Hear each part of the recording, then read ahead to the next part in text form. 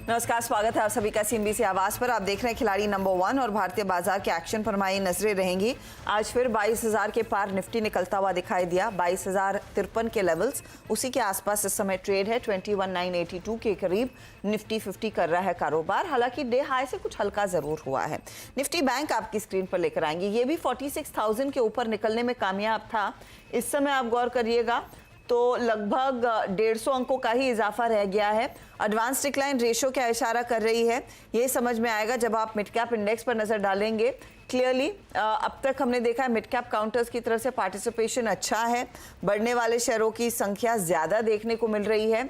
अब वो इंडेक्स का भी हाल आपकी स्क्रीन पर आ जाएगा और ये देखिए करीब 200 अंकों की बढ़त यहाँ पर बनती दिखाई दे रही है। तो मिड कैप्स में कंसिस्टेंटली दरअसल वो आउट परफॉर्मेंस जारी है। फटाफट से निफ्टी के कंट्रीब्यूटर्स आपकी स्क्रीन पर आएंगे तो एक पल्स मिल जाएगी कि मार्केट को सपोर्ट क्या कर रहा है। रिलायंस इंडस्ट्रीज अपनी जगह है तेजी में। एसबीआई, एक्सिस, टाइटन जैसे स्टॉक्स का सहारा है। लेकिन आज इन्फी और टीसीएस कल की बढ़त को गवाते हुए मुनाफा वसूली आई है इधर, और आईसीआईसीआई, एचडीएफसी में भी हम देख रहे हैं कुछ प्रेशर बनता दिखाई दिया है। ऐसे में हमारे जानकारों की क्या रणनीति रहेगी, किस तरह के ट्रेड्स पर करेंगे फोकस, इस सब पर होगी बातचीत। ध्यान रहे हमारे साथ पंकज जानदर, अमित सेठ और अमोल अठवले हैं। रिटर्न्स आपकी स्क्रीन पर है। अमित लीड कर रहे हैं टाली को करीब 5.8% के रिटर्न्स, अमोल करीब 1.1% के रिटर्न्स पर, पंकज हल्के से नेगेटिव शेड के साथ ट्रेड करते हुए 0.7% का नेगेटिव टिक है। आज के लिए इंडेक्स इशारा क्या कर रहा है, पंकज क्या सलाह होगी? गुड मॉर्निंग हर्षदा जी। देखिए, शुरुआत के अंदर निफ्टी और बैंक निफ्टी ने दोनों ने बढ़त दिखाई है, लेकिन बैंक निफ्टी के अंदर इवेंचुअली प्रेशर देखने मिला है ड्यू टू मॉनेटरी पॉलिसी का कल आउटकम आना है। तो बैंक निफ्टी के अंदर थोड़ा सा कॉशन व्यू रहेगा। मुझे लगता है कि निफ्टी के अंदर एक गैप फिल हो रहा है एंड 20 डेमा के करीब करीब निफ्टी अभी सपोर्ट ले रहा है, तो एक बेस वॉल्यूशन वहां पे समझ में आ रहा है। मुझे लगता है कि buy and dips will be the strategy for the Nifty और सिलेक्टिव स्टॉक्स के अंदर हम लोगों को ट्रेड लेने चाहिए। शुगर सेक्टर काफी इंटरैक्टिव और अच्छा लग रहा है। इन्हीं काउंटर्स पर नजर जाएंगी। अमोल, आपकी रणनीति क्या रहेगी, स्टॉक स्पेसिफिक या फिर इंडेक्स में भी कुछ इंटरेस्टिंग ट्रेड है? इंडेक्स में तो फिलहाल हर्षदा जी थोड़ा वेट एंड वॉच ही है। एक बड़ी रेंज के अंदर ही मार्केट ट्रेड हो रहा है। ऑन द हायर साइड 22,100 का रेजिस्टेंस है और ऑन द लोअर साइड 21,800 का सपोर्ट्स पे ही मार्केट ट्रेड हो रहा है। तो इंडेक्स के लिए फिलहाल तो कोई स्ट्रैटेजी नहीं। Stock specific action, yes, stock specific action ही रहेगा। मिड कैप और जहाँ पे एक्टिविटी है फ्रंट लाइन में, वहां पे फोकस रहेगा। ओके, अमित, आपकी रणनीति, इस लीडरशिप को कैसे कायम रखना है? जी मैम, जैसे कि हमने कल भी कहा था कि प्रॉब्लम निफ्टी में नहीं है, all the problem is in bank Nifty. Bank Nifty कल एक पॉलिसी है, उसके बाद हो सकता है डायरेक्शन निकले यहाँ पे। निफ्टी ओवरऑल ठीक है। आईटी का कल सपोर्ट था, आज प्रॉफिट बुकिंग है, तो स्टॉक सिलेक्टिव रहना चाहिए। सेक्टर स्पेसिफिक अपॉर्चुनिटीज है both mid cap and large cap में, तो मेरे हिसाब से उसी को प्ले करना चाहिए। ओके, मिड और लार्ज कैप्स में ही जो अपॉर्चुनिटीज है उसी पर फोकस रखें, ट्रेड्स आप आइडेंटिफाई करें। चलिए, मैं आपके ट्रेड्स अब लेना शुरू करूंगी। मैं देख रही हूँ इनफैक्ट अमित, आपने 2 ट्रेड्स आज सुबह में बुक किए, आरती और साथ ही साथ मैस्टेक। आज का नया सौदा क्या है? जी मैम, मैं हिंडाल्को के साथ जाना चाहूंगा। हिंडाल्को का एक बहुत ही ब्यूटीफुल स्ट्रक्चर है, स्टॉक 10 डेमा के ऊपर ट्रेड कर रहा है। करंटली प्राइस 593 के आसपास है। कल के सत्र में एक शेकआउट कैंडल देखा था और आज ऑलमोस्ट एक स्टॉक अपने काफी रेजिस्टेंस को क्रॉस करके निकल रहा है। तो इसे बाय करें। स्टॉप लॉस रहेगा 578 का और टारगेट रहेंगे 630 के। ओके, तो 630 के टारगेट के लिए एक अपॉर्चुनिटी हिंडाल्को में। और कल आपको याद होगा क्लोजिंग आवर में भी हम देख रहे थे मेटल कंपनियों में अच्छी तेजी बनी, एक व्यू पॉजिटिव तभी बन रहा था। 630 टारगेट, 578 का स्टॉप लॉस। पंकज के पोर्टफोलियो पर नजर डालें तो पंकज ने इनफैक्ट वो जेंसार के ट्रेड को अभी भी होल्ड किया हुआ है, कल हुडको से एग्जिट कर लिया। पंकज, आज नया सौदा क्या रहेगा? मैम देखिए, रेणुका में काफी अच्छा ट्रैक्शन नजर आ रहा है। 5350 5360 की रेंज में अभी ये फिलहाल ट्रेड कर रहा है। बहुत ही यहाँ पे फॉर्म हुई है। ओवरऑल शुगर स्पेस के अंदर काफी अच्छा ट्रैक्शन लग रहा है। ये आने वाले 1 हफ्ते 2 हफ्ते के लिए भी स्टॉक बढ़िया परफॉर्म कर सकता है। मुझे लगता है कि 5 का स्टॉप लॉस इसके अंदर मेंटेन करना चाहिए एंड टारगेट जो है वो 80 तक के देखने मिल सकते हैं। तक के टारगेट्स देखने को मिलेंगे, तो थोड़ा सा टाइम देना है आपको इस ट्रेड को। श्री रेणुका में एक बाय साइड का ट्रेड इस समय पंकज ने किया है आइडेंटिफाई। चलिए, अब आते हैं अमोल के पोर्टफोलियो पर। तो अमोल ने मुझे कल याद है संवर्धन मेडिसिन दिया था, उस ट्रेड को अभी भी होल्ड कर रहे हैं। नया सौदा क्या रहेगा आज का? आई गेस आपने कैस्ट्रॉल इंडिया से एग्जिट कर लिया है। जी, आई थिंक ये गेम है, इसके लिए किया है मैंने एग्जिट, अदरवाइज पोजिशनल व्यू मेरा इंटैक्ट ही है कैस्ट्रॉल में। दूसरा मैं ऐड करना चाहूंगा एसबीआई कार्ड, जो 718 के आसपास चल रहा है, 765 तक पोजिशनल टारगेट निकल के आ रहे हैं और स्टॉप लॉस उसका रहेगा 703। ये कॉन्ट्रा बेट है, काफी ओवरसोल्ड है स्टॉक और बहुत दिनों के बाद एक रिवर्सल फॉर्मेशन स्टॉक में हुआ है। सो मुझे लगता है अगर ये पिक्चर कंटिन्यू रहा तो एक स्टॉक में पुल बैक रैली आ सकती है। एक पुल बैक रैली आ सकती है। 765 एक कॉन्ट्रा कॉल इस समय आ रहा है। एसबीआई कार्ड पर तेजी का व्यू, 703 का स्टॉप लॉस लगाइए। तो ये इनफैक्ट एक ट्रेड आ गया। अच्छा, अमित, पंकज और अमोल एक एक ट्रेड जोड़ सकते हैं। कुछ है क्या आइडेंटिफाइड अमित, या फिर दोपहर में देंगे? जी मैम, सेकंड हाफ में दूंगा। पंकज? हर्षा जी ट्रैक में तो है, लेकिन मैं थोड़ा समय लेना चाहूंगा। ठीक है, समय ले लीजिए। अमोल, आप, आई एम गेसिंग आप भी वेट करेंगे। जी, मैं भी थोड़ा वेट करूँ। चलिए, तो कुछ इंतजार के बाद दरअसल अगला ट्रेड आएगा। लेकिन अब बात कर लेते हैं नतीजों की। हर रोज हम देखिए कॉर्पोरेट स्कैन में कई कंपनियों से बात करते हैं। आज ब्रिगेड एंटरप्राइजेस पर नजरें हैं। नतीजे मिले जुले हैं। तीसरी तिमाही में आय अगर आप ध्यान दें 43% और मुनाफा में 31% का उछाल जरूर देखने को मिला है। इबिट्टा ग्रोथ 26% रही है, लेकिन मार्जिन प्रेशर में आई 3% की गिरावट देखने को मिली कंपनी के मार्जिन में। कंपनी के ईडी प्रद्युमन कृष्ण कुमार हमारे साथ जुड़ गए हैं, उनसे डिटेल समझते हैं। Pradyuman, thanks for taking time out. मैं थोड़ी सी कोशिश करूंगी मिक्स करके सवाल पूछने की। अगर आप बात कर सकते हैं हिंदी में, please feel free, otherwise you can answer in English. Numbers have been good, आपके मुनाफे में, प्रॉफिट में, एबिटा, रेवेन्यू में अच्छी ग्रोथ है। What's causing the pressure on margins? ये 3% क्यों घटे हैं? Good morning and thank you for having me on your show. I'll try and answer as best as I can, but I prefer to stick to English.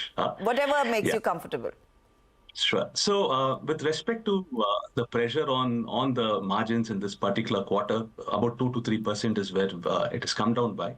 It is primarily due to the recognition that is there under Ind AS, and that too also specific to a particular project, which is a mixed-use development.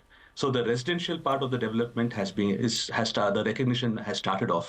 The commercial and retail portion of it, which is there, it's yet to begin.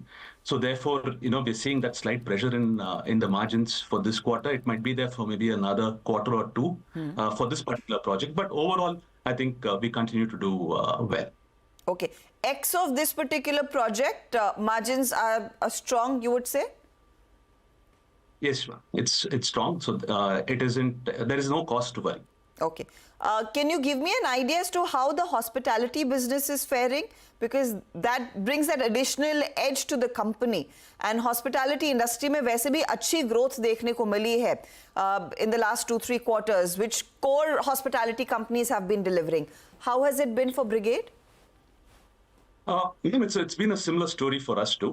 We have in our portfolio 8 operational hotels, and typically they're all partnered with either the Marriott Group, Accor, or Holiday in the Intercontinental Group. So it's a very strong set of hotels that we have, and over the last year, we've grown about 20%, and quarter on quarter by about 8%. The ARRs continue to witness good growth, and occupancies right now are at about 73-74%. We are hopeful of that to go up a little more, but I think we are in a good phase right now in the hotels business. So that seems to be aiding your business as well. Rental space में pickup कितना है? क्योंकि पिछली बारी जब हमने बातचीत की थी, we spoke about this कि धीरे धीरे करके वहां पर डिमांड लौटता हुआ दिखाई दिया है। तो थर्ड क्वार्टर में क्या डिलीवरी हुई है रेंटल साइड पर, and what do you envision for Q4 and most importantly FY25? So the last time we spoke, I was talking about the fact that we have SEZ space which is yet to be leased. I'm happy to say that over the last quarter we have leased at least 500,000 square feet, and due to which now our portfolio and all of that in the SEZ vertical itself of the office segment of ours. So now more than 95% of our business is leased in the leasing segment. And we are very happy with that, because it has been something that has weighed us down a little over the last year or so. Having said that, right now, which we've communicated earlier also, we are trending for about 950 crores or so for this financial year in the lease segment of the business. And we are hopeful of adding another 100 to 150 crores by the end of FY25, at least on an exit rental basis. Okay, that's good to hear. What are the kind of launches that you have planned in the next couple of quarters? I'm sure this will all reflect in FY25 mostly, but Yes. which geographies are you betting on? Where do you see more demand picking up at this point in time? So we have about 10.8 million square feet that we have planned for launches in just the residential segment, about 5 million square feet in the office and retail segment, and about 1,000 rooms for the hospitality business. When it comes to the residential one, we expect about 10,000 crores, top line or sales booking coming out of these projects, and the spread is very similar. Bangalore, Chennai, and Hyderabad are three cities that we're focusing on. Bangalore should be about 45 to 50% of this, and between Chennai and Hyderabad, the balance 50%. And Pradyuman, it will primarily be luxury housing that you're aiming to deliver in the next 4 quarters, or it would be a mix of projects? It will be a mix of projects, ma'am, but also because of the way we define the luxury segment. For example, we define luxury segment to be 1 crore to 1.5 crore Yeah. ticket, and the more premium housing to be about 2 crores. So typically we are in the sweet spot. We've seen a lot of momentum in this. The residential business has done very, very well for us. We've been able to take up pricing. So we will continue to stick to these numbers. Mr. Pradyuman, बहुत शुक्रिया हमारे लिए समय निकालने के लिए, and good luck for Q4 and of course FY25. Thank you. तो Pradyuman Krishna Kumar details देते हुए, परफॉर्मेंस अच्छा रहा है वैसे कंपनी का, स्पेशली हॉस्पिटैलिटी साइड पर 8% तक की ग्रोथ है, रूम रेंट्स में इजाफा देखने को मिला है, लेकिन कमर्शियल साइड और साथ ही साथ इनकी रेजिडेंशियल प्रॉपर्टी में भी अच्छा पिकअप देखने को मिलेगा। तो 10,000 करोड़ तक की दरअसल लॉन्चेस अगले 4 क्वार्टर्स में आते हुए दिखाई देंगे, और दोनों वो क्लियरली प्रीमियम और लग्जरी साइड पर लॉन्चेस होते हुए दिखाई देंगे। ऑफ कोर्स हर मार्केट में वो प्राइस पॉइंट्स अलग होते हैं, तो 1.5 करोड़ का घर लग्जरी में कैटेगराइज नहीं होता है मुंबई जैसे मार्केट्स में, लेकिन सदर्न इंडिया में और जिन मार्केट्स में ब्रिगेड अग्रसर है वहाँ पर अच्छा खासा आपको लग्जरी फ्लैट मिल जाएगा। चलिए लेंगे एक ब्रेक के बाद बात करेंगे जीएसएफसी के मैनेजमेंट से भी, और देखते हैं हमारे जानकारों ने कुछ आइडेंटिफाई किए हैं ट्रेड्स या नहीं, वरना ऑफ कोर्स एक रिकैप आपके लिए लेकर आएंगे उनके ट्रेड्स का।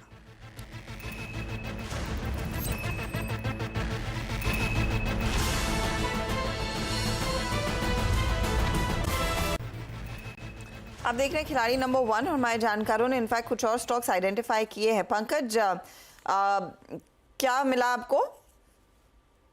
मैं थोड़ा सा रिस्की ट्रेड के साथ में जाना चाहूंगा। एक्चुअली बैंकिंग के अंदर छोटे से प्राइवेट बैंक्स के अंदर छोटे जो पीएसयू बैंक्स है उसके अंदर ट्रैक्शन नजर आ रहा है। यूको बैंक में एक बढ़िया सेटअप लग रहा है हर्षदा जी। 64 की रेंज में इसको बाय करने की सलाह रहेगी, 6350 64 की रेंज में, with the stop loss of 55, और टारगेट जो है वो 85 तक के देखने मिलेंगे। मुझे लगता है कि इसके लिए थोड़ा समय देना पड़ेगा टारगेट के लिए, क्योंकि ये गेम शो है, हो सकता है कि मैं जल्दी भी कवर कर सकूं इसको, तो 85 के इवेंचुअल टारगेट्स रहेंगे। ओके, तो 85 तक के इवेंचुअल टारगेट्स के लिए एक अपॉर्चुनिटी तेजी की, 55 का स्टॉप लॉस रहेगा। अमित, कुछ वेट करेंगे ना आप, अमित और अमोल? जी मैम, मैं Yes, yes. ओके, तो दोनों वेट करेंगे। अब पंकज ने इनफैक्ट मौका देखा तो यूको बैंक जोड़ा। आपके ट्रेड से क्या फायदे मिल रहे हैं उस पर आएंगे, लेकिन जब तक ये यूको बैंक भी ऐड हो जाता है पोर्टफोलियो में और रिफ्लेक्ट करने लगता है, तब तक मैं जीएसएफसी के मैनेजमेंट से रूबरू होती हूँ। 3rd क्वार्टर में कंपनी की आय में 42%, मुनाफे में 71% की गिरावट देखने को मिली। इनफैक्ट बिट्टा में भी प्रेशर देखा गया है, 69% बिट्टा में दबाव रहा, मार्जिन घटकर आगे हो गए। हमारे साथ कंपनी के ईडी फाइनेंस और chief financial officer mister Nanavati है। मिस्टर नानावती, शुक्रिया हमारे लिए समय निकालने के लिए।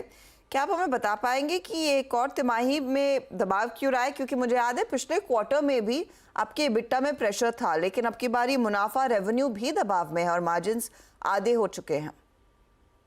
राइट, तो जैसे कि आप जानते हैं सब्सिडी में अक्टूबर से कटौती हुई है, जबकि इनपुट प्राइस बढ़े हैं, तो सरकार में एक टाइमले के हिसाब से काम चलता है, तो अ, अभी तो पास्ट जो इनपुट कॉस्ट थे उनको लेके सरकार ने सब्सिडी कम की है, तो आगे जाके सिचुएशन थोड़ी इम्प्रूव होगी, ऐसा हम आशा करते हैं।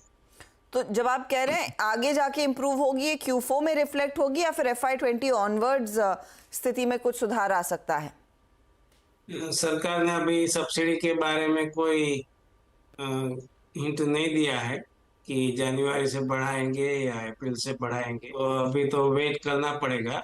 इनपुट कॉस्ट में थोड़ा मार्जिनल कमती हुई है, सरकार के FY25 के टाइट बजट को लेके गया है कि भाई सरकार भी, हम बड़े इंडिया से बड़े कंज्यूमर है तो प्राइस में भी थोड़ा हमको नेगोशिएशन होगा, तो इनडायरेक्ट मैसेज यही है। तो पीए और एमोनिया के प्राइसेस कम हुए हैं, तो Q4 में थोड़ा इम्प्रूवमेंट फर्टिलाइजर में होगा ऐसा लगता है। ओके। बाकी तो बजट के इलेक्शन के बाद ही ज्यादा क्लैरिटी रहेगी।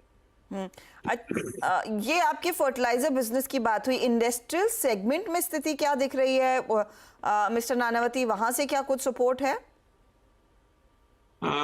ऐसा लगता था कि क्रूड ऑयल और उसके डेरिवेटिव नीचे जा रहे हैं, मगर फिर भी ये रेड सी वगैरह की तकलीफों के देखते हुए क्रूड इतना कम नहीं हुआ है, ऊपर से थोड़ा बढ़ा है।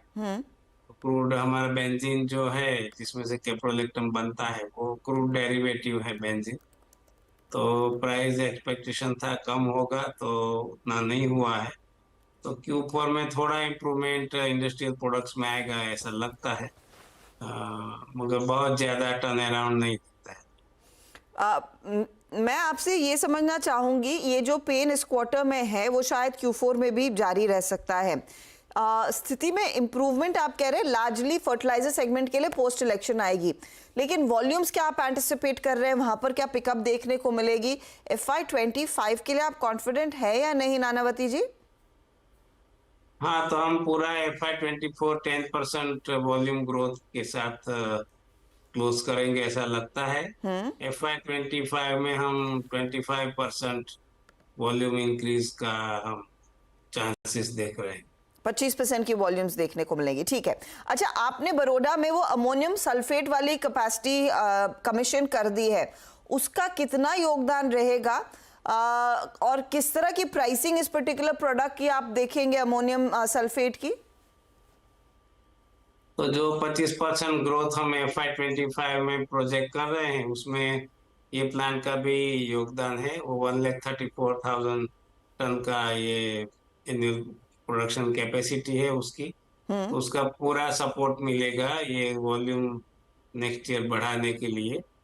और प्राइजेस तो डायनेमिक रहते हैं। हम FACT और GSFC दो ही डोमेस्टिक मैन्युफैक्चरर हैं जी एमोनियम सल्फेट में, तो प्राइस तो काफी बने रहते हैं, तो प्राइस की कोई चिंता नहीं। ओके, प्राइस की चिंता नहीं और सप्लाईज वहां पर आएगी और वो एड करेगा वॉल्यूम्स को। बहुत बहुत शुक्रिया हमारे लिए समय निकालने के लिए।